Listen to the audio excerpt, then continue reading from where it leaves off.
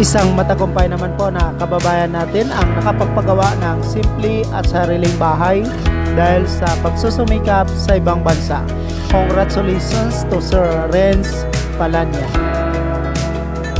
Isang napakagandang bahay naman po ang matutungayan po natin sa episode na ito. Samahan niyo po ako at panoorin po natin kung paano po sinimulan ginawa itong bahay mula umpisa hanggang mabuo po ito at materhan ng kanyang pamilya. Sa video vlog po natin ay makikita po dito kung paano po step by step ginawa itong bahay para magkaroon din po kayo ng konting idea pag kayo na po ang magpapagawa ng inyong sariling bahay. Sa halaga na naubos dito ay napakaganda na po ng nagawa, naka-tiles na po ito, sliding windows, door at naterhan na rin po ang bahay. Hello everyone, it's me again, Randy Hero. Welcome back sa ating YouTube channel, OFW Simple House Vlog. Itong pinagawang bahay po pala ni Sir ay katas na kanyang pagsusumikap bilang isang OFW sa Saudi Arabia. Itong bahay po ay may width na 6 meter, length naman po na 13 meter, kasama na po dito ang terrace. 78 square meter na mayroon pong 2 bedrooms and 1 toilet and bath, terrace, living, dining at saka kitchen. Itong bahay po ay sinimulan ito lamang pong last September 2023. Itong bahay po ay located at Hagonoy, Davao del Sur, Philippines. Ito po ang pag-layout nila. Gumamit po sila dito ng coconut lumber para mas makatipid sa paggawa po ng layout ng bahay. Makikita po dito na malalim po ang paghukay nila at pundasyon ng mga poste. Standard din po ang lahat ng mga materialis na ginamit dito. Sa rebar po pala na ginamit sa poste ay gumamit po sila dito na 12mm na 4 na piraso at saka stirrup naman po na 9mm.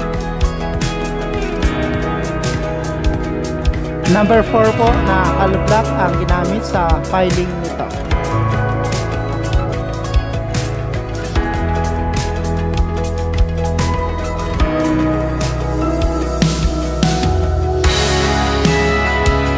Nakaangat din po ng halos 2 patong na hollow block mula po sa level ng lupa. Ito flooring ng kanyang bahay.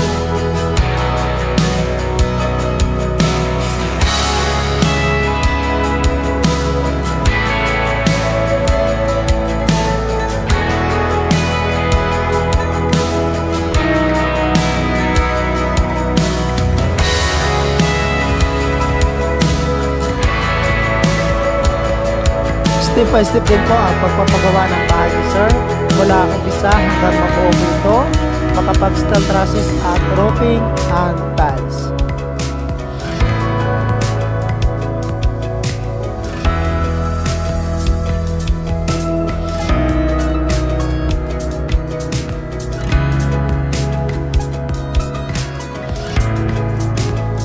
Ito po ang pagsimula nila sa paggawa ng beam ng bahay.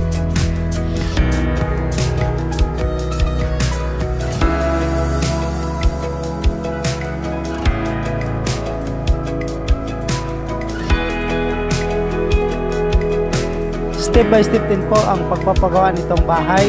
Ang steel trusses po nito, roofing, tiles at saka plastering ay ngayon lamang pong taong 2024 ginawa.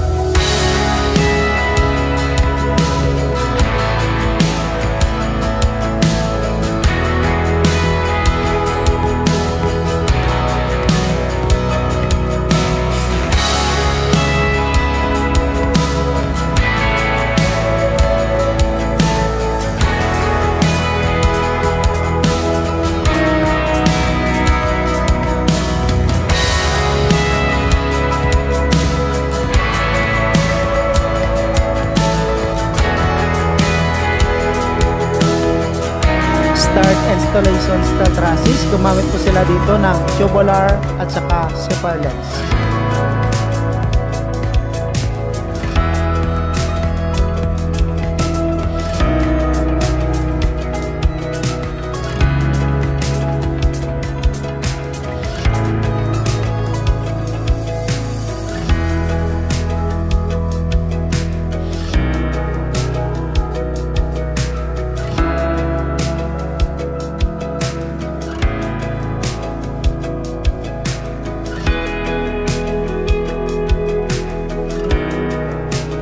Sa trusses po ng bahay ay gumamit po sila dito ng tubular na 2x4.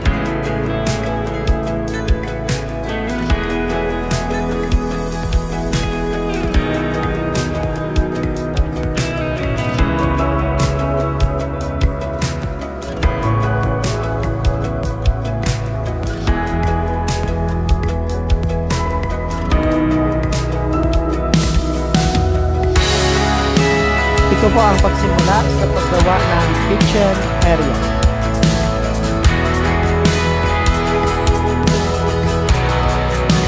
Gumawa na rin po sila dito ng terrace area nito.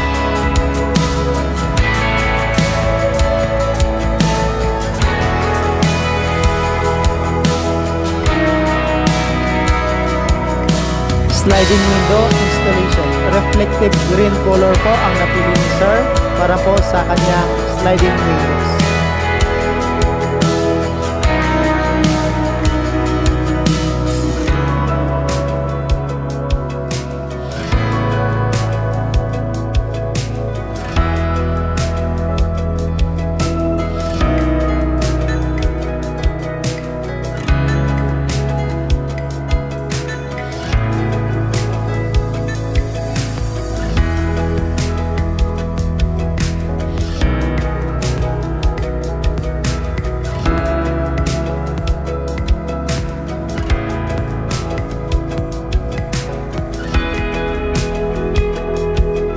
Ito na po ngayon ang bahay. Tara, samahan niyo po ako at panoorin po natin kung gaano kaganda ang loob nito.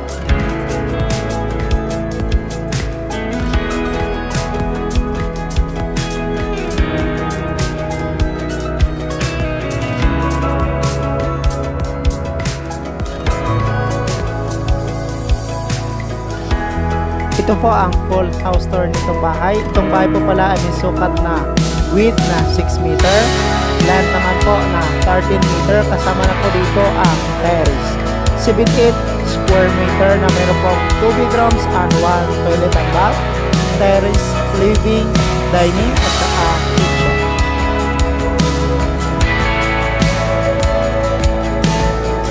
Sa halagang nito ay napakaganda na po ng nagawa. Ito po ang isa sa katas ng pinaghirapan ni Sir bilang isang mining surveyor sa Saudi Arabia.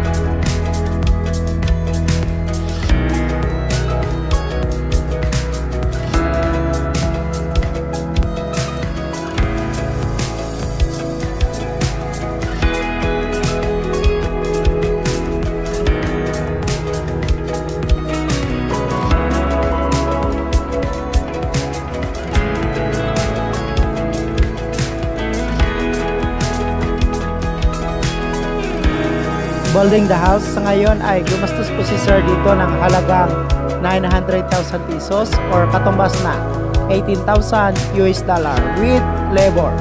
Congratulations again to Sir Rins Palanya, Saudi Arabia, OFW from Davao del Sur, Philippines. Sa ngayon ay ongoing pa din po ang pagpapagawa ng bahay ni Sir para po sa ceiling nito at ang kasunod naman po ay ang pintura. Thank you so much mga ka-OFW. Kung nagustuhan nyo itong video na to, please subscribe na sa Randy Hierro YouTube channel. Please don't forget to hit bell button for our latest updates.